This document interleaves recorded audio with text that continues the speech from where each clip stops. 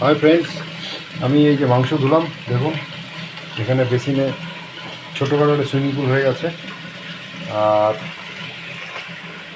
এবার ম্যারিনেট করবো। এই যে মাংস ধুয়ে সব রেডি করলাম। এবার এটাকে রেডি শুধু মাংসটা ধুয়েছে, বাকিগুলো কে রেডি করে দিল সেটা বলো।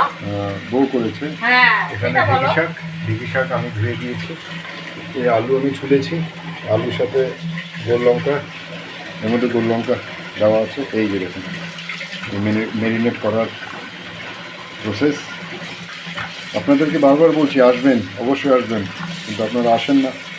যাকে না আসলে হাঁটি, না আসলে আমার কিছু করার নেই। আসলে পাবেন, না আসলে পাবেন না, এই তো। কত বলবো আপনাদের, কত নেমন্তন্ন করতে। হ্যাঁ হ্যাঁ, তো আমার হাতে রান্না খেয়ে যাবেন একদিন এসে। তুমি রান্না করতে পারো? তুমি বলে দেবে। হ্যাঁ, আগে রান্নাটা করো, তারপরে না আসবে। তুমি তো রান্নাই করতে পারো না, সব করে দেই শুধু ওই মাখলা। মনে আছে একদিন আমি চিকেন বানিয়েছিলাম, মনে আছে? হ্যাঁ হ্যাঁ, ওই তো 13 বছর হচ্ছে বিয়ে হয়েছে, একদিন চিকেন বানিয়েছে, তাও সব বলে দিতে হয়েছে, পরিমাণ থেকে শুরু করে সব কিছু। আমি একদিন বন্ধুর বাড়িতে গেছিলাম, সব বলে দিতে হয়েছে।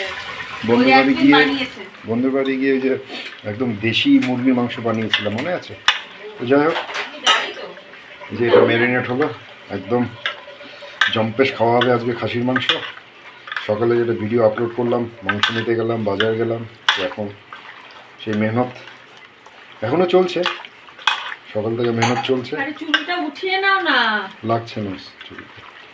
তো ঠিক আছে, চলুন, হয়ে গেল মাখাটা। এবার এটাকে একটু রাখতে হবে কিছুক্ষণ সময়, তারপর রান্না শুরু হবে। আর বানানোর পরও খাওয়ার ভিডিওটা আপনাদের দেখাবো। ওকে, টাটা, বাই।